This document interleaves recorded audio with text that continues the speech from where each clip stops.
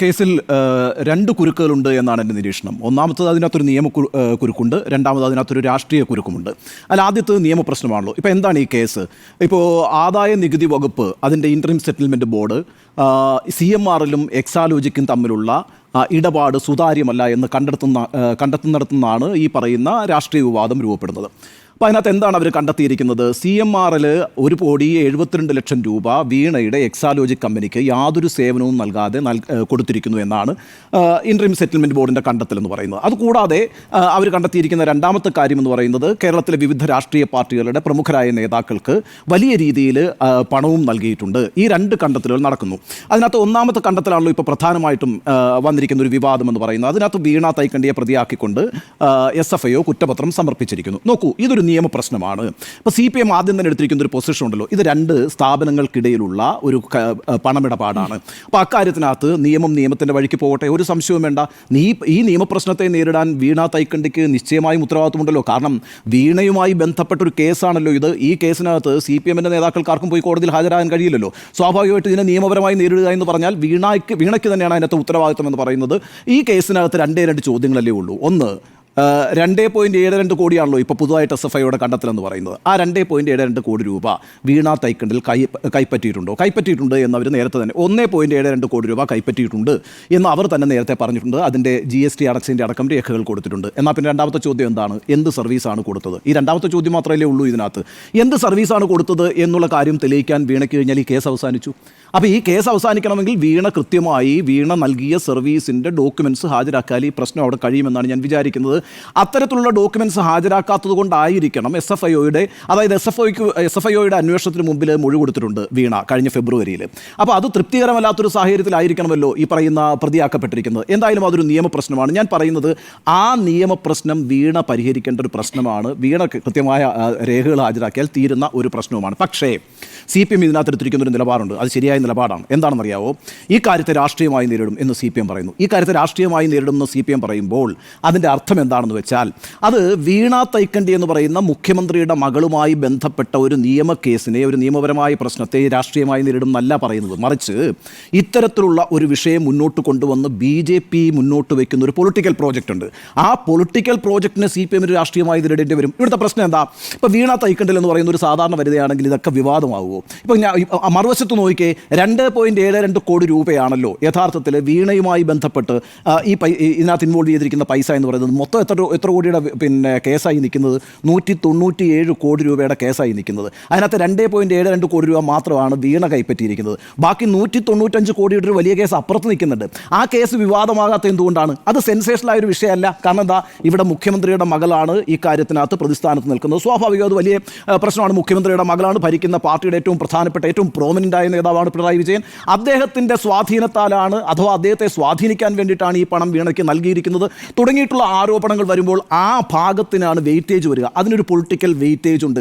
ആ political വെയിറ്റേജിൻ്റെ mileage എടുക്കുക എന്നുള്ളത് കൂടി ഇതിനകത്തൊരു രാഷ്ട്രീയ തന്ത്രമാണ്. അതുകൊണ്ടാണ് ഇതിൻ്റെ രാഷ്ട്രീയമായി നേരിടും എന്ന് CPM പറയുന്നത്, CPMൻ്റെ സംസ്ഥാന സെക്രട്ടറി പറയുന്നത്.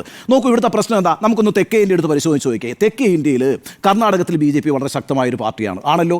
വളരെ കഴിഞ്ഞ ലോക്സഭാ തെരഞ്ഞെടുപ്പിലും കൂടുതൽ സീറ്റ് കിട്ടിയത് BJPക്കല്ലേ കർണാടകത്തിൽ നിന്ന്. തെലങ്കാനയിൽ അവരൊരു ശക്തമായ സാന്നിധ്യമാണെന്നേ.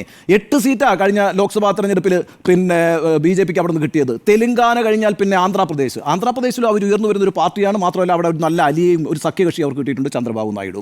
ഇനിയിപ്പോൾ തെക്കേ ഇന്ത്യയിൽ സ്വാധീനം ചെലുത്തേണ്ട സ്ഥലങ്ങൾ ഏതൊക്കെയാണ്? കേരളവും തമിഴ്നാടുമാണ്. തമിഴ്നാട്ടിൽ വലിയ അവർ നടത്തിക്കൊണ്ടിരിക്കുന്നത് ADMK ആയിട്ട് സഖ്യമുണ്ടാക്കാൻ പോകുന്നു. അതിൻ്റെ ഭാഗമായിട്ട് അണ്ണാമലയുടെ പണിതെറിക്കാൻ പോവുകയാണ്. ADMKയുമായിട്ട് സഖ്യമുണ്ടാക്കി അവിടെ ഒരു പ്രതിപക്ഷ പ്രതിരോധം ഉയർത്താനായിട്ട് ആദ്യഘട്ടത്തിൽ BJP ശ്രമിക്കും. അത് കഴിഞ്ഞാൽ ADMK മുക്കിക്കൊണ്ട് BJP തന്നെ അവിടെ ഒരു വലിയ പ്രതിപക്ഷമായി മാറാനുള്ള എല്ലാ ശ്രമങ്ങളും അവർ നടത്തും. ഇവിടെ കേരളത്തിലുള്ള പ്രശ്നം എന്താ? കേരളത്തിൽ ഒരു സഖ്യകക്ഷി പോലും BJPക്ക് ഇല്ല എന്നുള്ളതാണ്. സഖ്യകക്ഷികൾ കിട്ടാനും പ്രയാസമാണ്. നോക്കൂ, ഇവിടുത്തെ പാർട്ടികളെല്ലാം രണ്ട് ചേരികളിലായിട്ട് മാറി നിൽക്കുകയാണ്. UDFലും LDFലുമായിട്ട് നിൽക്കുകയാണ്. പിന്നെ അവരിവിടെ നടപ്പാക്കിക്കൊണ്ടിരിക്കുന്ന പ്രോജക്റ്റ് എന്താണ്? വോട്ട് ബാങ്കുകൾ ക്യാപ്ചർ ചെയ്യുക എന്നുള്ളതാണ്. വോട്ട് ബാങ്കുകൾ പിടിച്ചെടുക്കുക എന്നുള്ളതാണ്. മുസ്ലിം വോട്ട് ബാങ്ക് കിട്ടില്ലല്ലോ BJPക്ക് കേരളത്തിൽ. പിന്നെ കിട്ടാവുന്ന വോട്ട് ബാങ്ക് എന്താണ്? ക്രിസ്ത്യൻ വോട്ട് ബാങ്ക് അല്ലേ? ആ ക്രിസ്ത്യൻ വോട്ട് ബാങ്കിനെ ചെയ്യാൻ വേണ്ടിയിട്ട്, അത് പിടിച്ചെടുക്കാൻ വേണ്ടിയിട്ട് എത്ര തന്ത്രപരമായ നീക്കങ്ങളാണ് ഏതാനും വർഷങ്ങളായിട്ട് BJP കേരളത്തിൽ നടത്തിക്കൊണ്ടിരിക്കുന്നത്. ഇന്ന് നമ്മൾ എന്താ കാണുന്നത്? ഇന്ന് നമ്മൾ കാണുന്നത് മുനമ്പം വിഷയം കത്തിച്ചുർത്തി ആ സമരപ്പന്തലിൽ പോയി 50 പേർക്ക് കൊടുത്തിരിക്കുകയാണ് അംഗത്വം, അല്ലേ? BJP-യിൽ അംഗത്വം കൊടുത്തിരിക്കുന്നു. എന്നിട്ട് മുനമ്പം വിഷയം മുന്നോട്ട് വെച്ചുകൊണ്ട് കേരളത്തിലെ ക്രിസ്ത്യൻ വിഭാഗങ്ങളുടെ രക്ഷകരായി മാറുകയാണ് BJP. ഇന്നിപ്പോൾ കൊരട്ടിപ്പള്ളിയിൽ പോയിട്ട് കേന്ദ്രമന്ത്രിയായിട്ടുള്ള സുരേഷ് ഗോപി നേർച്ച നടത്തിയിട്ടുണ്ട്. അതേപോലെ തന്നെ വഖഫ് ബില്ലിനെതിരായിട്ട് വോട്ട് ചെയ്യണമെന്ന് പിന്നെ കേരളത്തിലെ സഭകളെ UDF-നോടും LDF-നോടും നിർദ്ദേശിക്കുകയാണ്. ഇല്ലെങ്കിൽ എന്താ ചെയ്യേണ്ടതെന്ന് ഞങ്ങൾക്കറിയാമെന്ന് ഭീഷണിപ്പെടുത്തുകയാണ്. കാസ ഒരു പൊളിറ്റിക്കൽ പാർട്ടി ഉണ്ടാക്കാൻ പോവുകയാണ്.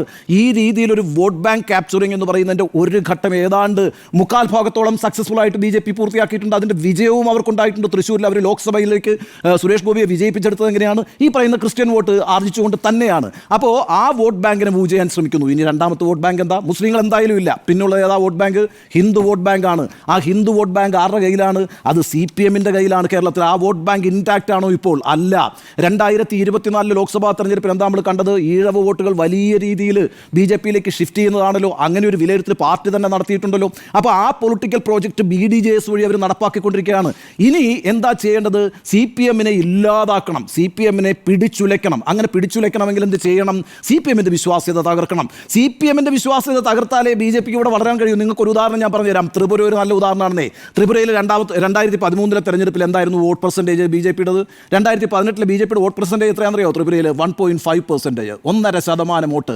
2018 BJP അധികാരം പിടിച്ചു. എത്ര വോട്ട് പെർസെൻറ്റേജ് ആണെന്നറിയോ? 42%.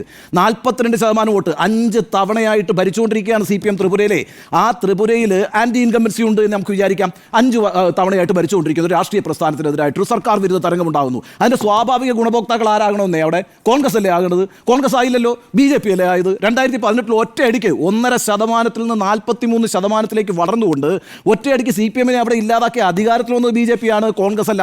കോൺഗ്രസിൻ്റെ വോട്ട് അവിടുന്ന് BJP-യിലേക്ക് ഷിഫ്റ്റ് ചെയ്തിട്ടുണ്ട്, CPM-ൻ്റെ വോട്ടും ഷിഫ്റ്റ് ചെയ്തിട്ടുണ്ട്. പക്ഷേ തകർത്തത് CPM-നെയാണ് വളരാൻ വേണ്ടിയിട്ട്. ആ ഒരു പൊളിറ്റിക്കൽ പ്രോജക്റ്റ് നമ്മൾ കണ്ടതാണ് സക്സസ്ഫുൾ ആയിട്ട് 2018 ത്രിപുരയിൽ നടപ്പാക്കുന്നത്. ഇവിടെയും അങ്ങനെ ഒരു പൊളിറ്റിക്കൽ പ്രോജക്റ്റ് ഉണ്ട്. ആ പൊളിറ്റിക്കൽ പ്രോജക്റ്റിൻ്റെ ഭാഗമായിട്ട് കൂടിയാണ് SFIയുടെ ഈ അന്വേഷണം വരുന്നത്. ഞാൻ പറയുന്ന ആ കേസായിട്ട് തന്നെ നടക്കട്ടെ. ആ കേസിനകത്ത് വീണയുടെ നിരപരാധിത്വം തെളിയിക്കട്ടെ. ആ തെളിയിക്കുന്നത് വഴി വീണയ്ക്ക് നിരപരാധിയാകാൻ കഴിഞ്ഞാലും ഈ പ്രോസസ്സ് ഇപ്പോൾ ഉണ്ടാക്കിയിരിക്കുന്ന വലിയ സംശയങ്ങളില്ലേ ആളുകൾക്കിടയിൽ? നോക്കൂ, ഇപ്പം വളരെ പെട്ടെന്ന് തന്നെ ഈ കേരളത്തിലെ പ്രതിപക്ഷം ആവശ്യപ്പെട്ടല്ലോ ധാർമ്മിക ഉത്തരവാദിത്വം ഇല്ല, പിന്നെ മുഖ്യമന്ത്രിക്ക് അവിടെ തുടരാമെന്ന്. കഴിഞ്ഞ 2 ആഴ്ചയ്ക്ക് മുമ്പാണല്ലോ കേരളത്തിലെ ഹൈക്കോടതി വിധി പ്രഖ്യാപിച്ചത്. യാതൊരു തരത്തിലുള്ള ഫേവറും CMR-ന് ഈ പറയുന്ന മുഖ്യമന്ത്രിയോ ഈ മന്ത്രിസഭയോ നൽകിയിട്ടില്ല എന്നുള്ളത്. അതിനുശേഷം ഇതാ വീണ്ടും SFIO ഒരു കുറ്റപത്രം സമർപ്പിക്കുന്നത് വഴി വലിയ സംശയങ്ങൾ ഉണ്ടാകുന്ന ഒരു അന്തരീക്ഷം ഉണ്ടാകുന്നു. അതെന്താ ചെയ്യുന്നതെന്ന് വെച്ചാൽ CPM-നെ അടിക്കണമെങ്കിൽ ആദ്യം ആരെ അടിക്കണം? CM-നെ അടിക്കണം. CM-നെ അടിക്കണമെങ്കിൽ എന്താ? CM-നെതിരായിട്ട് ആരോപണം ഉണ്ടാക്കാൻ കഴിയുന്നില്ല. പക്ഷേ നിങ്ങളൊരു കാര്യം ആലോചിക്കണം. മുഖ്യമന്ത്രി ആയിരിക്കുമ്പോൾ പലതരത്തിലുള്ള അഴിമതി ആരോപണങ്ങൾ പിന്നെ പിണറായി വിജയൻ നേരിട്ടിട്ടില്ല. KFON അഴിമതി അടക്കമുള്ള എത്ര അഴിമതി ആരോപണങ്ങൾ പ്രതിപക്ഷം കൊണ്ടുവന്നിട്ടുണ്ട്? ഏറ്റിട്ടില്ല. അതിൻ്റെ കാര്യം അറിയോ?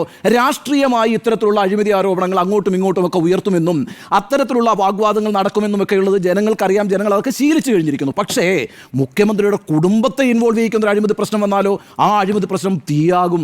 സ്വാഭാവികമായിട്ടും മുഖ്യമന്ത്രിയായി അധികാരത്തിലിരിക്കുന്ന ഒരാളുടെ മകളോ അല്ലെങ്കിൽ ഭാര്യയോ അല്ലെങ്കിൽ മകനോ ഏതെങ്കിലും തരത്തിലുള്ള അഴിമതികളിൽ ഏർപ്പെടുന്നുണ്ട് എന്ന് വന്നാൽ അത് വലിയ ധാർമ്മിക പ്രശ്നമാണ്, അത് വലിയ ഇഷ്യൂ ആണ്. അത് കേരളത്തിൽ മാത്രം സവിശേഷതയല്ല, എവിടെയും പല സർക്കാരുകളും വീണ്ടും ഇത്തരം ആരോപണങ്ങൾ കുടുംബങ്ങൾക്ക് നേരെ ഉയർന്നിട്ടുള്ളപ്പോൾ അത്തരത്തിൽ ദുർബലപ്പെടുത്തിയാൽ മാത്രമേ CPM-നെ ഇല്ലാതാക്കാൻ കഴിയൂ. അഥവാ CPM-നെ ഇല്ലാതാക്കുക എന്നുള്ളത് വലിയൊരു പൊളിറ്റിക്കൽ പ്രോജക്റ്റാണ്. വീണയെ അവിടെ ഒരു കരുവാക്കുമ്പോൾ പോലും ലക്ഷ്യമെന്താണ്? കേരളത്തിൽ CPM-നെ ഇല്ലാതാക്കിക്കൊണ്ട് BJP-ക്ക് അതിൻ്റെ വോട്ട് വർദ്ധിപ്പിക്കുക, അല്ലെങ്കിൽ അഥവാ CPM-ൻ്റെ കയ്യിലിരിക്കുന്ന വോട്ട് ബാങ്കുകളെ കൂടി പിടിച്ചെടുത്തുകൊണ്ട്, പ്രത്യേകിച്ച് ഹിന്ദു വോട്ട് ബാങ്കിനെ പിടിച്ചെടുത്തുകൊണ്ട് അത് CPM-ൻ്റെ വിശ്വാസ്യത ഇല്ലാതാക്കിക്കൊണ്ടും CPM എന്ന് പറയുന്ന സംഘടനയെ ഇല്ലാതാക്കിക്കൊണ്ടും മാത്രമേ മുന്നോട്ട് വരാൻ കഴിയുള്ളൂ. ഒരു തർക്കവും വേണ്ട. അതിനെയാണ് MV ഗോവിന്ദൻ പറയുന്നത് രാഷ്ട്രീയമായി നേരിടുന്നത്. ഞാൻ ആ രാഷ്ട്രീയ പ്രോജക്റ്റിനെ സംശയിക്കുന്നയാളാണ്. ഈ SFIOയുടെ കേസ് നടക്കുന്നത് എന്ന് പറയുന്നത് ഒരു ചെറിയ കേസായി കാണണ്ട. അത് കേരള രാഷ്ട്രീയത്തെ തന്നെ മാറ്റിമറിക്കാൻ പാകത്തിൽ രാഷ്ട്രീയമായി ഉപയോഗിക്കുന്നതിന് വേണ്ടിയിട്ടുള്ള വലിയ രാഷ്ട്രീയ തന്ത്രമാണ് BJP-യുടെ. ആ പൊളിറ്റിക്കൽ പ്രോജക്റ്റിൻ്റെ മുന്നോട്ടുള്ള ചുവടുവെപ്പുകളാണ് ഈ പറയുന്ന ഓരോ കാര്യങ്ങളും. അതിനകത്താണ് ഞാൻ നേരത്തെ പറഞ്ഞ ക്രിസ്ത്യൻ വോട്ട് ബാങ്ക് പിടിക്കാനുള്ള നീക്കം, അതേപോലെ തന്നെ ഇപ്പോൾ ഹിന്ദു വോട്ട് ബാങ്ക് പിടിക്കാനുള്ള നീക്കം, അതിനായി ടാർഗറ്റ് ചെയ്യുന്നത് CPM-നെയാണ്. അങ്ങനെ ഒരു പൊളിറ്റിക്കൽ പ്രോജക്റ്റിനെ നമ്മൾ ഇതിനകത്ത് കാണാതെ പോകരുത്. ആ രാഷ്ട്രീയ ലക്ഷ്യത്തെ കോൺഗ്രസും മനസ്സിലാക്കണം എന്നാണ് എൻ്റെ അഭിപ്രായം കേട്ടോ. ഈ പറയുന്ന ഈ SFIOയുടെ ഈ അന്വേഷണത്തിൻ്റെ ഭാഗമായി വീണ തൈക്കണ്ടിലിനെ ആ കേസ് നടക്കട്ടെ, ആ കേസിനകത്തൊരു പ്രശ്നമുണ്ടെങ്കിൽ ആ കേസ് നടക്കട്ടെ. അത് ഞാൻ ആവർത്തിച്ച് പറയുന്നു, അത് വീണ തെളിയിക്കട്ടെ, വീണയുടെ നിഷ്കളങ്കത്വം, വീണയുടെ നിരപരാധിത്വം. പക്ഷേ അതിനൊക്കെ അപ്പുറത്ത് നിൽക്കുന്ന ഒരു രാഷ്ട്രീയ പദ്ധതിയെ മനസ്സിലാക്കുന്നതിൽ ഇവിടെ ആളുകൾ പരാജയപ്പെടരുത്. There is a serious political project. ആ പൊളിറ്റിക്കൽ പ്രോജക്റ്റാണ് ഇപ്പോൾ മറനീക്കി പുറത്തു വന്നുകൊണ്ടിരിക്കുന്നത്. അതുകൊണ്ട് ഇത് നിയമക്കുരുക്ക് മാത്രമല്ല, വലിയൊരു രാഷ്ട്രീയ കുടുക്ക് കൂടി BJP കേരളത്തിൽ പ്ലാൻ ചെയ്യുന്നതിൻ്റെ ഒരു തുടർച്ചയിലാണ് ഞാൻ ഈ SFIO അന്വേഷണത്തെ ഇപ്പോൾ രാഷ്ട്രീയമായി കാണുന്നത്.